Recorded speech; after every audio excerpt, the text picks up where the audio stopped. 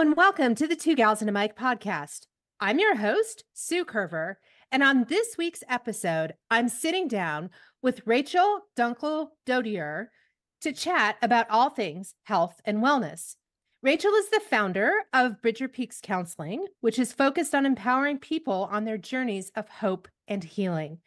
Rachael specializes in helping folks navigate through trauma as well as high conflict divorces, and she founded Resilience to Rise 2 years ago after her own journey through divorce. Rachael, welcome to the show. Thank you. And I'm so glad to be here with you, Sue. Thanks for taking the time to meet with me. So, Rachael, I just introduced you as a professional who helps pave the way for healing others by guiding people through some heavy and difficult situations. How did you get started in this field? Was there a defining moment that led you down this path? I feel like there has been a culmination within me throughout my life. So I grew up in the southwest suburbs of Chicago, and I had a family who struggled deeply with mental health issues. Most significantly was my oldest brother, Richard, who struggled with a diagnosis called schizoaffective disorder, which is very similar to sort of schizophrenia and bipolar disorder together. I never actually imagined being a therapist, never going into this field. I'd walked alongside him and sat many times as he went through his own periods of psychosis, just sort of being a listening ear. I have really sweet memories of sitting on the roof of our garage together as he shared sort of wild, at moments psychotic stories that I could just be and hold space for. And of course, I didn't know I was holding space at the time, being about 13. But if I look back now, it was a really special part of my relationship with my brother, as well as a calling. It helped me understand who I would eventually be, but it took about 20 years for that to happen. My first introduction to mental health or mental illness was with my brother, who eventually actually ended his life by suicide when I was 15 years old. And that was part of the reason why I never imagined being a therapist. I had been through the fire and witnessed mental health at its deepest, most painful experiences. And while I was able to be a witness to that, I didn't really imagine that that would play out in my life in future ways. Through my own healing process, I ended up in a relationship with an individual who struggled with addiction. I had gone from a relationship with an individual that I wasn't able to heal or save, and ended up in a romantic relationship with another man who I was also not able to heal or save. It was these two experiences and how they sort of came together that had me find my own internal strength and resilience and an understanding of a power that I didn't even know that I had. That individual, that romantic relationship, he eventually became my first husband, and we spent almost 2 decades and have 2 children together. And I will be honest, like, my first experience with a very important male figure in my life, we walked through a fire together and he lost his battle. My then husband actually walked through the fire and he won his battle. He was able to navigate addiction and come out the other side and go through recovery and heal his addiction.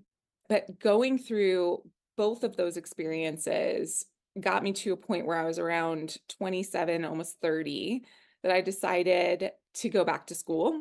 I had started my education in Montana as a zoology major, and I went back at almost 30 years old and decided I'm going to go do this psychology thing, and decided to become an addictions counselor. So I'd gone through the experience. My then husband had gone through rehab, and I saw the power of that process of healing. And I decided to step into my own experience of like learning and growth and understanding addiction from the inside, and became both an addictions counselor and then eventually a licensed clinical professional counselor. Well, Rachael, you said that in your experience, despite life's moments of tragedy and devastation, it also offers intense moments of connection and joy that makes the experience worth it.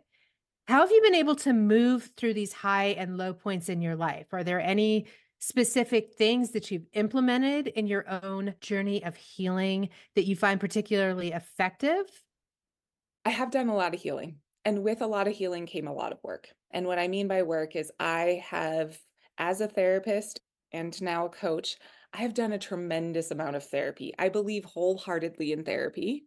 As I was getting out of the psychology program, all of this started to rise up in me, this realization around my brother and my then husband and the trauma that lived in my body that I really sort of disowned, I abandoned, and noticing the disconnection to myself, the disembodiment, that called me to go into my own therapy. This was even before I was a therapist. I'm like, I need to go into therapy. I have to understand what's happening for me because I could talk about the loss of my brother and be disconnected. At times I would talk about it, still face, like cold.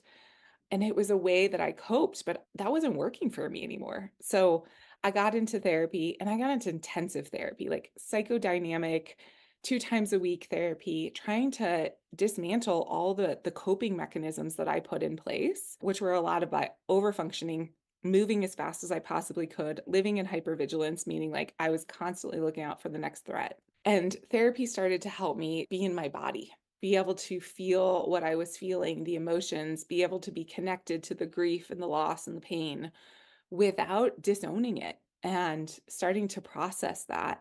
I will say that actually becoming a mother was probably the most healing experience of my life.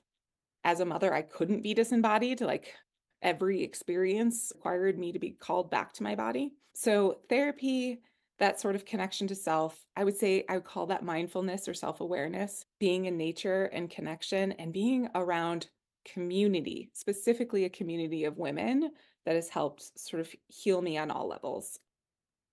You've just mentioned a couple of things. You talked about codependency. You've talked about this feeling of trauma that you embodied to the point where you had a disconnection of self and a pivotal moment in time where you realized that you needed to seek help. Did you have any fear or shame in seeking the help that you needed? And how did you overcome the stigma that goes along with mental health issues?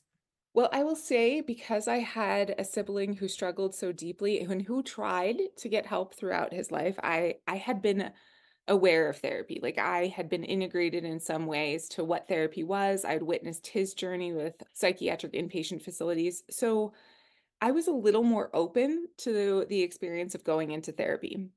What I was fearful of was I knew I couldn't work with a male. So I had done therapy in the past, and most of the therapists I had worked with were males. Now, if we think about two of the biggest traumas that I've already spoken about, were with males. I think in some ways that can be actually really healing to work with a male therapist if you've had your own experience. But I needed to work with a woman in a way that I could find some containment and safety, that I could actually dig into the feelings and the emotions. In some ways, I needed a maternal figure, someone who could guide me and who could also sort of walk alongside me as I was going through my own process of becoming a mother.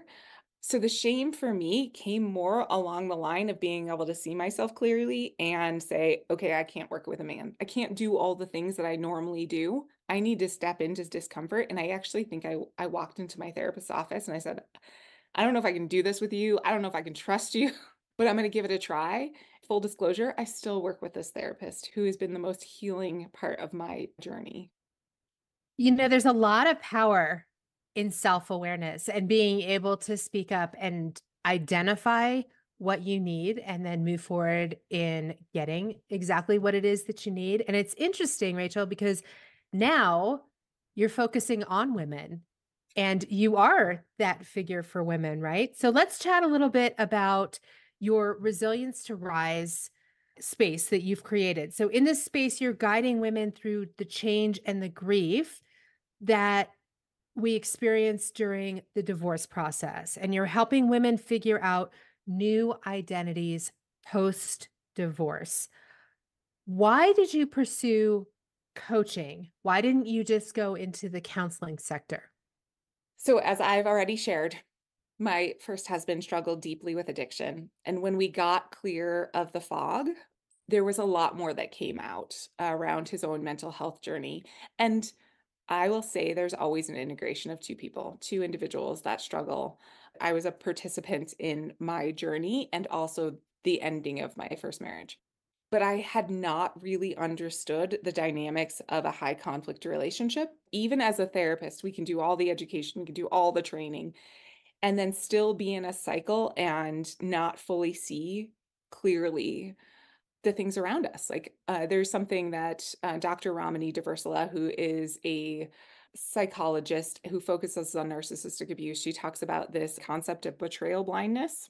Betrayal blindness is a way in which we as individuals can be in relationships and have blinders on to things that are happening to us, specifically betrayals. I realized after almost 20 years being in the relationship that my spirit was, although I had built and built and healed, there was parts of my spirit that were just dying. By the time I finally left the relationship, we had 2 children together, one is which is special needs. So it added some new complexities to my life.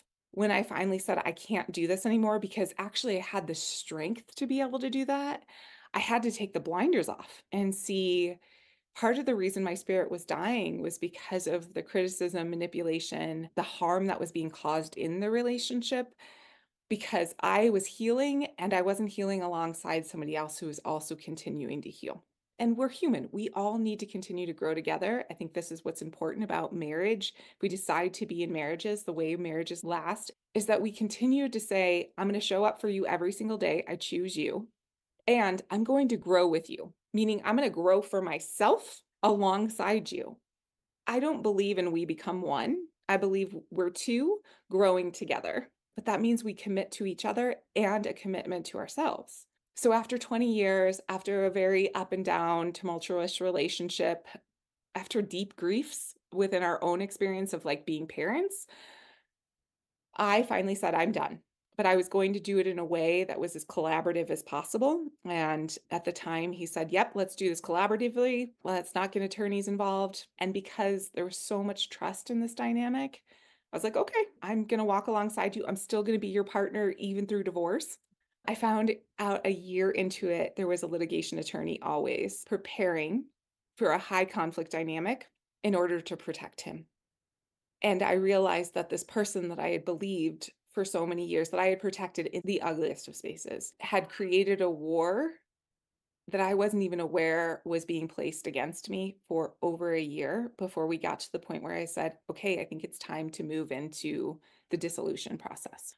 And when that happened, just fireworks went off. I was in the middle of the most devastating experience of everything being ripped from underneath me, meaning there was an attempt to take my children. There was an attempt to take all the financial security that I could possibly provide. But I'll be honest, Sue, I'm gonna be totally honest. Nothing else fucking mattered but my children. Nothing else mattered. Actually, I don't know that there's anything that matters as much as those 2 humans in my world. And to have them weaponized was the most excruciating process. I wondered if I was going to lose my life through it. But what I did was navigate the complexities of the manipulation and trauma and abuse that was being placed on our family in such a way that I walked away with what was most important. And those 2 things were my children and my sanity. I actually asked for nothing in the process, including support for my children. I knew I could rise. I knew I could rebuild from nothing if I had those 2 things, my sanity and my children. It was 2 years later, after getting out of the divorce, after everything, the smoke cleared, after sort of rising from ashes and having my children stabilize, my life stabilize, that I had a light bulb that I was like, I need to help other women do this because this is happening every single day. Women are having their children being utilized as weapons against them. They are having their mental health ripped apart through gaslighting and psychological abuse. And I want to say, I don't think this is just a female dynamic. This happens in relationships, whether it was for a man or a woman. I just happen to work with women. But I wanted to make a difference in connecting with women and going back to that question, why do I do this as a coach and not as a therapist? Because I had a hell of a therapist. I had an incredible attorney.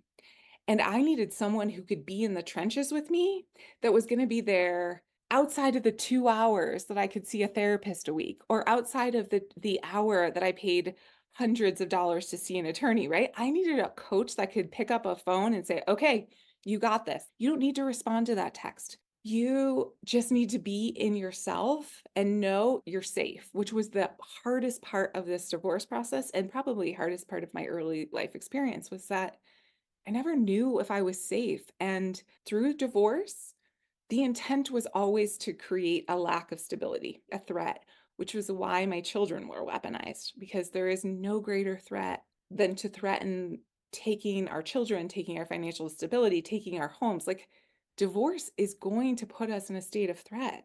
And as a coach, that's what I do is I walk alongside women to one, help them regulate their nervous system so they can get through one of the hardest experiences of their life. I call this process in my divorce process the rumble. It is the fight. When you are navigating an abusive relationship, divorce is a battle, but we don't have to fight dirty and we don't have to be aggressive and we don't have to lose ourselves. We can actually fight in a way that is in integrity. But I know for myself that was really hard to do without wraparound support. I think I've shared on the podcast that I've been through two divorces, actually, both very different in their own ways and both equally devastating. And I would attribute those experiences to leading me down a path where I was finally able to embrace and cultivate my authentic self. But like you just said, it was a rumble, it was a battle, it was a war to get to that point where I could embrace my authentic self after dropping the shame and the guilt that were associated with it. There was a lot of lack of trust, there was a lot of self-doubt, and you just mentioned it, very much an unregulated nervous system, which caused a lot of anxiety and depression. So I'm wondering, Rachel, why do we struggle as women so much with the loss of relationship, and how can we heal better? The reason why we struggle so deeply with detaching from these relationships is because we're attachment-oriented species. Primitively, we are created to attach and find connection. And sometimes, if we have had early life attachment wounds, we will find partners that we keep trying to master early life attachment wounds, and we fail often. And that doesn't make us bad. We need to fail at it so we can get to a place of healing. Actually, another therapist said this to me. You get through divorce, that's one phase of attachment, but the psychological detachment after a relationship takes significantly longer than even the divorce process to really start to say, oh, I see where we both had parts in the dynamic that were unhealthy. And even through all my anger and pissed off, like I love you as a human, but you're not my human. The second thing is culturally, as women, we have been raised to be small, to be married, to be partnerships, to be the good wife. It's culturally bred into us that this is part of where our journey leads. But to let go of that is excruciating. How do we heal better? I think we heal in community. That's the number one thing. And it's so easy to be in isolation when we get divorced. You asked about the shame and stigma associated with mental health issues or going to therapy. There is so much shame and guilt, whether it's from our family system, from our culture, online. If you have children, the question of like, you should have just stayed for the children, which I also think is bullshit. Our children are made for struggle. They are wired for struggle, and they will be resilient if we are healthy. We heal better by being in community, by being able to speak shame openly. Like there's a lot that I could feel very shameful about. Part of the healing process is being in community and connection with others that have walked through it and can say, I see you. Not I need to fix you, but I see you. And I see the struggle and the pain. And I'm going to walk alongside you, and it's going to feel like hell. And you might feel like you're dying, but I'm with you in it. And I think that's how we heal better.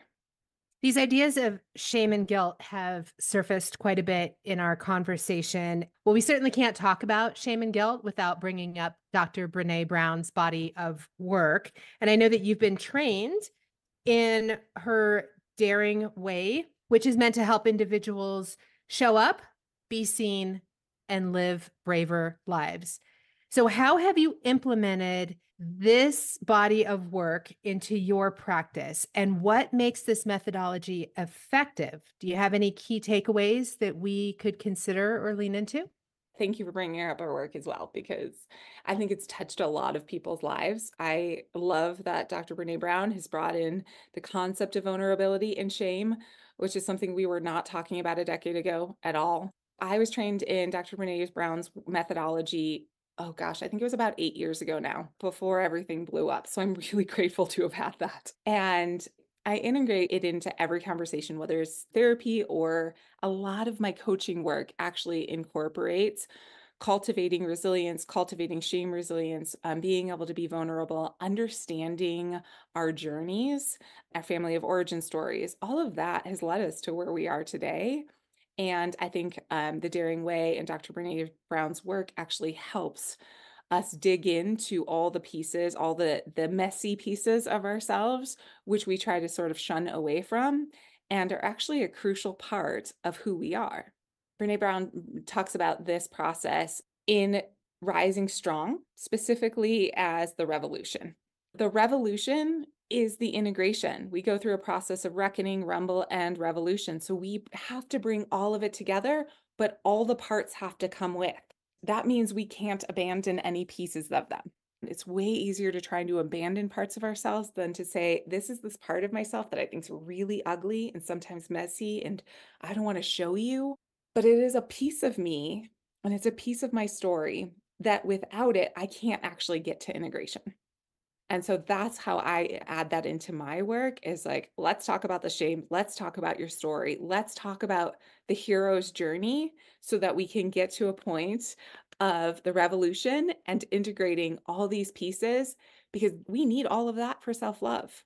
We can't abandon one part of ourselves and expect that we are going to get to a place of self-actualization or self-love, or even self-compassion, which is also another tenet of her work and Kristen Neff's work. And in this integration, you've said that there can be deep feminine awakenings. What do you mean by this? What is a deep feminine awakening? I think culturally we shut down parts of ourselves, right? I hear about this with women all the time. A feminine awakening might be just a connection to our bodies. I don't know about you. I'm sure many of your listeners can relate to this. I can't tell you how many years I spent in my body disliking it and coming, yeah. I'm raising my hand over here and I'm like, oh, decades, decades. Yes. The diet culture, and I need to get this 10 pounds off me because then I'll be lovable. That's all bullshit.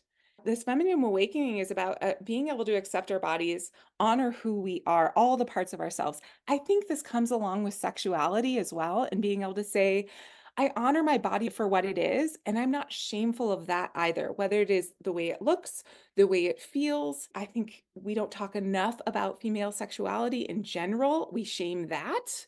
We talk a lot about male sexuality, but come on, let's talk about the importance of a female sexuality as well. So I think there's feminine awakening in all the ways, in our body, in our minds, in our understanding of selves, in our expectation around needs in relationships, and that we rise in all levels.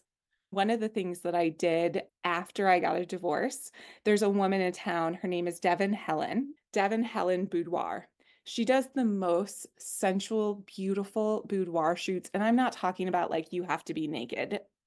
But what I found out of that process was that I was able to honor who I was and love the parts of myself without shaming them any longer, and trying to, again, disembody parts of myself and say, oh, this isn't me. No, it's all me, and it's all good, and it's all lovable. That's the integration story for me, and a feminine awakening is part of that. So besides boudoir photos, Yeah, you don't have to do that. how do we change the narratives? How do we start talking about the things that we aren't talking about? Again, it goes back to community. Let's talk about it as women. I think women talking about body hormones. I am 42 years old, and I am telling you, we don't talk enough about hormones. We don't talk about menopause. I didn't know when my mom went through menopause. I sure the hell wish I knew that she did and when she did, so I could have learned from that experience. Because in even that, like, menopause is shameful. We lose our vitality. That's bullshit. We just rise to a different level. It goes back to community and women starting to shut down the voices, our internal voices of shame and external, to say, you know what? I'm going to respect who I am, and I'm going to talk about hormones, and I'm going to talk about sex, and I'm going to talk about relationships, and I'm going to talk about needs, and I'm going to talk about boundaries, and just get real with one another. Well, wouldn't you argue that that really goes back to then living and being in your authentic self because you're able to authentically have these conversations that are important to you from a space of vulnerability? Yes, absolutely. It requires being vulnerable in safe places. And that is a crucial part of this too. We can't just go to anybody and say, hey, here's my story. Because if they can't hold it, that will actually be shaming too. So, safe places, safe community to show up. But we all have to show up vulnerably, because I could show up with you and say, hey, this is this thing. I did a boudoir shoot. And if you look at me sideways, then I might feel shame again, right? So it's got to be a place where I can say, hey, this is me. And you can say, yeah, this is me too. I had that experience with you recently where there's this moment of connection where I know you can see me and I can see you, and we can be different and still have love and care and respect for each journey, each walk of life. Does that go back to what we were saying a minute ago of showing up, being seen, and living braver lives? Yes. That's what That's that all. is. Yeah. Yep. Mhm. Yep. And sometimes I would even say being brave comes first. Being brave means showing up. It is brave to just show up. It is brave to be seen and to have and allow other people to see us authentically. I think you're doing it, but I want to live a brave life. I want my kids to see me live a brave life. Well, speaking of brave, what's been the most profound thing that you've discovered about yourself on your own healing journey? I am inherently resilient. I have the strength to navigate the depths of the deepest pain. I think I shared this with you, the idea that life is brutal. I'm not going to get through this life without deep pain and having brutal life experiences. And what I have learned about myself is I am incredibly resilient, and I have inherent strength that, when called upon, rises in me. And with others' support and witnessing of that, I can bring it up and own it wholeheartedly. But I will tell you, Sue, I do not think that I am unique in that. I do not think for a second that I am unique in having the resilience I have. We all do it differently. But women have the most incredible inherent strength. They have the most resilience. And we see this in childbirth. We see this in how we walk through our lives each day culturally. Like, we are a resilient species. And I think we lose sight of that. So I know it's in me. I know that's what I see and what I've learned about myself. But I want to be a mirror and a reflection of that to every woman I meet and every woman I coach. I want to talk for just a minute on how we cultivate resiliency. I think that sometimes there is this desire to not acknowledge that there's going to be deep pain and that there's going to be brutal life experiences. We want it all to be rainbows and unicorns and glitter, and it's not. The reality is there's peaks and valleys. So, how do we cultivate resiliency? I will say that the first thing we need to do is acknowledge that we do not live in toxic positivity. We want to put it over social media all over the place. But the reality is, life is going to be painful. I think we see this all over the place, is being able to say that life is just happy. I can't tell you as a therapist how many times I talk to people and they say, I just want to be happy. And I can see that that is an honorable goal. I actually want to help people reframe that and be able to be joyful in present moment experiences. I mean, happiness is glimmers. It is these moments, these tiny little moments. And if we can be present, we can string those moments along together and create sort of this string of lights.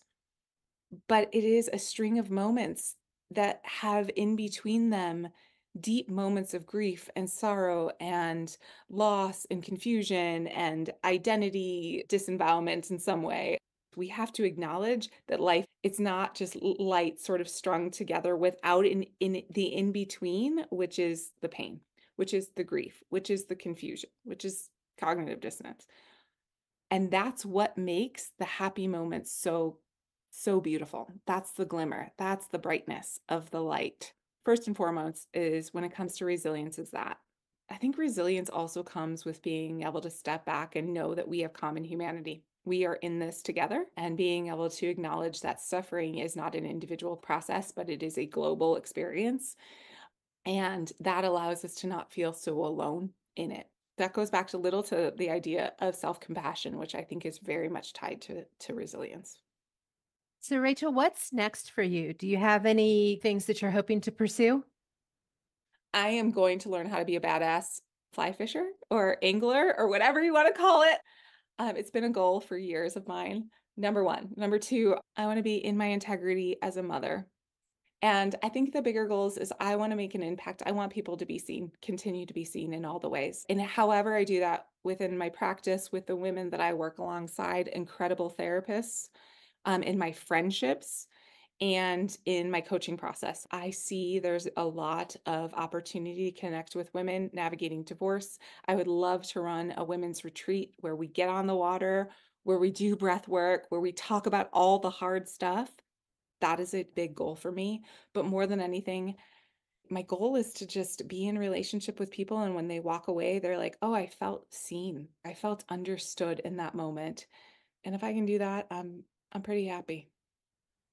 We haven't talked much about your role as a mom. And I know you mentioned earlier in the conversation that you have two kiddos. You did mention that one is special needs. How do you manage your demanding schedule? Because you have a practice, Mhm. you have a coaching business, you have aspirations that you just discussed, and you have the center of your universe, these two wonderful children. How do you make it all work? How do you find the balance? I'll be honest, I fail at times. Having my children full time, there are ways in which I've had to navigate my schedule and create balance in my schedule to make sure that I can meet their needs. My daughter has a rare chromosomal anomaly that is so rare it doesn't have a name. She is still in diapers at 10 years old, and she is nonverbal. And I will tell you, she's doesn't have the vocals for it, but she is not nonverbal in her body language. That girl can tell me with a smile that she loves me. She can tell other people with a smile how she feels about them. And that has required me really to get very diligent and clear about what is necessary of me. That means I wake up every morning and I'm with my kids and I get them to school and I can take Juniper to her appointments. My daughter's name is Juniper. And it means I have to flex a lot of my life around my children. And I find moments where I can do my work, but actually the work that I have done in getting to this place has allowed me to create balance. Having the practice that I have, I can lean into them, but I also have an incredible team that I can lean into. And then I have an incredible team at home. I have the most amazing childcare provider who loves my kids, and she's with them a few hours a week. But in order to make her life sustainable, I also have her help me with other things as part of the practice. And it's between the two of us that it all comes together. But it is not easy. I fail. There are nights where I wake up in the middle of the night and say, "Oh, I wish I was more present." But it's about being really strategic and really intentional about my time. So, we talked a lot about walking through significant changes, about finding authenticity, about navigating trauma, and now about finding balance. What advice or words of wisdom would you share with anyone who might be navigating some, any, or all of these aspects? I think the first thing would be notice where you're at in your body. Notice what you're feeling. And that can be really hard because again, we can disconnect. That means slowing down and honoring where are we at in our body? Do we feel the need to run, to fight, to freeze, to rest? And to just notice. You don't have to do anything with it, whether we're navigating vulnerability or trauma. to be able to just feel what all the feels that are happening. This is not an easy process. I will say that. It is not an easy process to get present. This can be really hard to do, especially just if we are disconnected with our bodies in any way. I notice if I am being reactive, I am in a trauma response. If my first initial response is to get big and to try and fight, I'm like, oh, that's hypervigilance. I know that. And so that tells me my body is in a state of threat.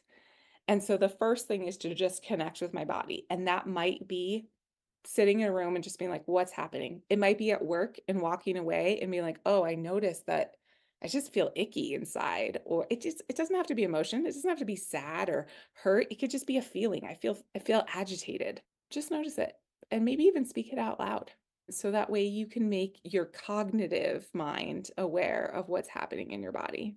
And then I think there's a way of just finding this connection to self and finding a space that you can start to allow your body to feel safe. Going through a high conflict divorce, that is really hard to do. And there are moments. For me, while I was going through it, it was laying with my children on the couch. My children falling asleep on my body allowed for the space of co-regulation and allowed for me to be in a place where I'm like, oh, I'm actually not in threat.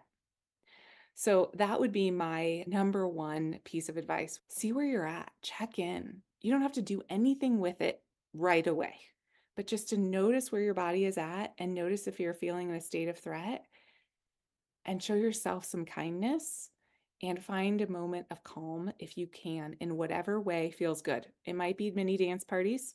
It might be laying on the couch with your kids. It might be sleeping, and that's okay. Rachel, one last question. Is there anything that I have not asked that you want to share? I want to share how powerful this experience in meeting you has been. I'm putting you on the spot.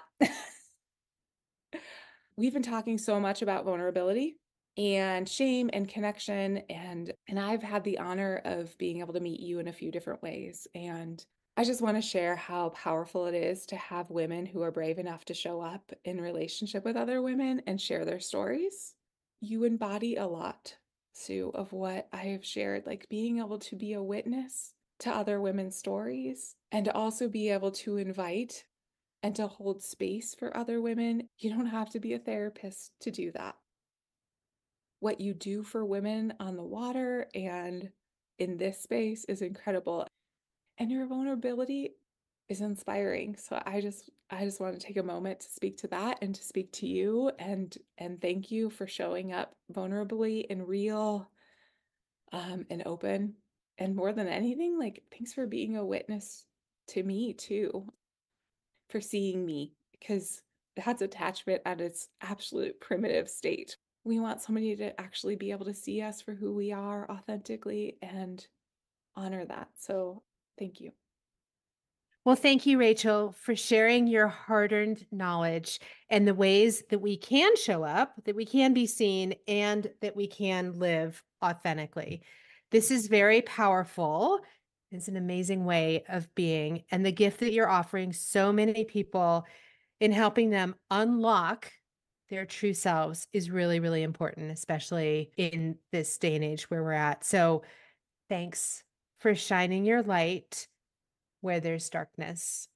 And thank you, listeners, for tuning in. If you're struggling through divorce or trauma, or you just want to know more about Rachel, I've put links to her websites in the show notes. So join me again next week as I continue this journey of chatting with awesome women who are doing extraordinary things. I'll see you again next Friday for another edition of Two Gals and a Mic.